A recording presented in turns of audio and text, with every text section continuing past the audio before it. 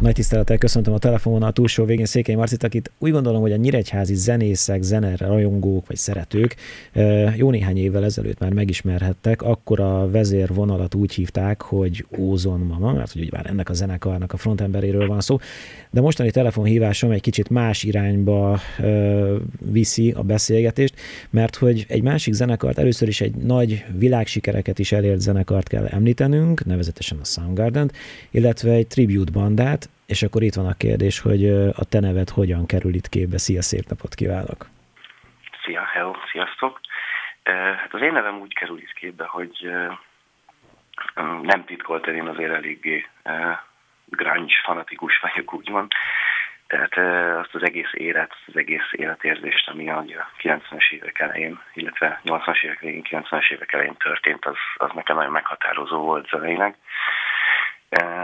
És én úgy kerültem kapcsolatba úgy egyáltalán ezzel a Soundgarden tribute dologgal, hogy mikor is, hát ez körülbelül egy ilyen 2-3 éve történt, hogy kedves barátom Szabó Attila gitár, aki egyébként a már nem létező Soundshine zenekarnak volt gitáros dalszerzője. Ő keresett meg azzal, hogy ő játszik ebben a Soundgarden tribute bandában, és hogy így kell egy énekes is mondani. És akkor én így válaszoltam is neki, hogy is nagyon kedves vagy, nagyon jó fej vagy, de tehát tribute bandát azt én nem szívesen, meg nem valahogy így én az annyira nem. Én inkább a sajátot szeretném csinálni. A másik, amit megmondtam neki, az, hogy Soundgarden, illetve Chris Cornell-t azt az életben nem fog senki se énekelni, úgyhogy ezt felejtsük is el. Aztán addig győzködött, illetve el is mentem akkor egy próbájukra, és ott találkoztam a többiekkel is, hogy azt mondtam, hogy na jó, egyetem el, nézzük meg, próbáljuk meg, és hát mondhatom úgy, hogy ott ragadtam, mert egyszerűen újra beleszerettem így a Soundgardenbe. Magyarországon mennyire van létjogosultsága ezeknek a tribute bandáknak, és most akár a Soundgardenről, akár bármit felsorolhatnánk, hiszen a zenekar az van bőven, viszont én a kultúráját még mindig kevéssé érzem, főleg mondjuk Nyugat-Európához képest. Én annyiban érzem a létjogosultságát igazából, hogy ugye nagyon ritkán jutnak el az ilyen nagy nevű zenekarok hozzánk. Márpedig ezeknek a nagy nevű zenekaroknak is megvan azért a nem kevés rajongói bázisa Magyarországon is, akik vagy, tehát nem engedhetik meg maguknak, hogy esetleg egy külföldi, akár egy, bécsi vagy amsterdami koncerttel jussanak, az meg ugyebár megint csak ritkaság számba megy, hogy mondjuk egy Pearl Jam, egy Soundgarden Európába egyáltalán betegye a lábát, szóval ez elég ritkaság számba megy még mindig. Szóval ezeknek az embereknek, ennek a közönségnek igazából szerintem jól esik, hogy legalább hallhatják élőben ezeket a dalokat, hogyha nem is az eredetitől, de azért egy majdnem olyan zenekartól, illetve hát mi legalábbis mindenképpen erre törekszünk, hogy ha már Soundgarden és a tribute banda, akkor a lehető leginkább, leghitelesebben tudjuk élőben prezentálni a számokat, illetve az egész Soundgarden milliót. Igen, ez az utóbbi években gombamód megszaporodtak ezek a tribute bandák. Ez igazából mindenkinek szerintem egyéni, szubjektív érzése, hogy áll a kérdéshez. Én azért jó pár tribute bandával találkoztam, meg láttam őket élőben. Én azt mondom, hogy van közöttük olyan, aki hitelesen és jól és jó érzéssel csinálja azt, amit csinál, tehát a nagy ikonnak a feldolgozását itt kellő tisztelettel viszi színpadra. Igazából én mindenképpen azt tartom helyesnek, hogyha valaki ezt olyan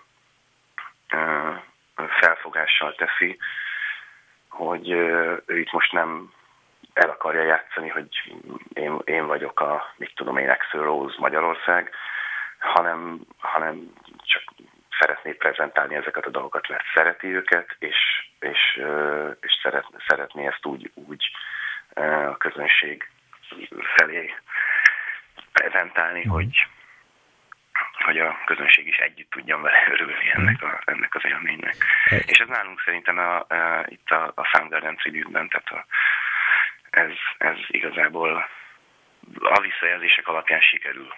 Szóval, hogyha egy nagymúltú zenekarnak a munkásságát igyekszik valaki feldolgozni, akkor két irányból lehet megközelíteni, mondjuk kivenni etapokat és lemezeket és mondjuk korszakokat, vagy az egészet átfogni. Ti a Soundgardennel hogy vagytok, honnan közelítettétek meg ezt a feldolgozási módot? Ez a zenekar azért már úgy, ahogy de létezik pár éve. Méghozzá Veszprémben alapította Szabó Kristóf, aki a dobos, illetve Knolmayer Gábor, aki az egyik gitáros, és ők ketten igazából ennek a zenei motorja, tehát az ő fejükből pattant ki, hogy különböző sajnálatos, meg szükséges körülmény miatt sajnos se idejük, energiájuk nem volt arra, hogy saját zenekart, vagy éppen abban az időben saját zenekart csináljanak, viszont nagyon szerettek volna együtt zenélni, és akkor jött egy ilyen közös szerelem, egy közös nevező, a Soundgarden. És ők elkezdték ezt gyakorolni, elkezdték így próbálgatni, ízlelgetni. Akkor megtalálták a Cseh Balást, aki basszusgitáron csatlakozott hozzájuk. Aztán következő lépésnek megtalálták az Attilát, Szabó Attilát, és akkor ő húzott be engem ebbe a történetbe. És hát alapvetően, mert ezt valamennyire azért a nevünk is sugallja, tehát hogy Super Unknowns, mi a Super Unknown a legsikeresebb és leghíresebb Soundgarden lemeztől kezdtünk el tapogatózni, és természetesen akkor már Bad Motorfinger, ami a másik klasszikus, zseniális Soundgarden lemez. És akkor így szépen folyamatosan ez alatt most már lassan 3 év alatt így próbáljuk minél szélesebbre nyitni, és minél több szint megmutatni a Soundgarden életérzésből, vagy nem is tudom, hogy mondjam, igen. Hát ebből a grunge életérzésből, aminek egy elég jelentős része volt a Soundgarden.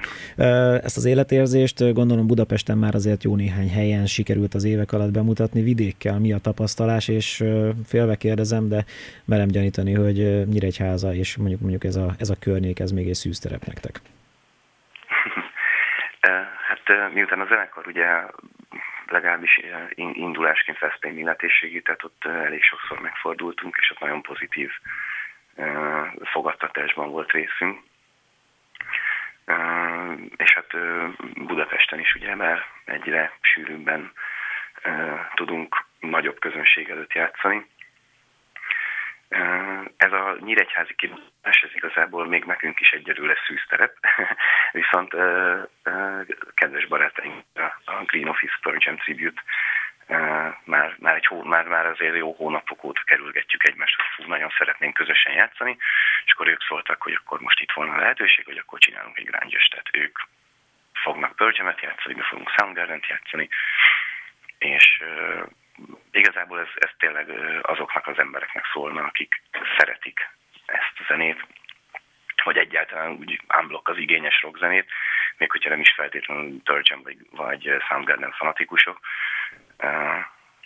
de nekik szeretnénk megmutatni, hogy igen, már pedig ilyen létezik Magyarországon, mert hogy úgy érezzük, hogy erről kevesen tudnak, és szeretnénk ezt egy kicsit úgy terjeszteni, hogy igen, létezik ilyen, és hiszünk benne, hogy vannak olyan emberek, akik igényelnék újra ezt a zenét.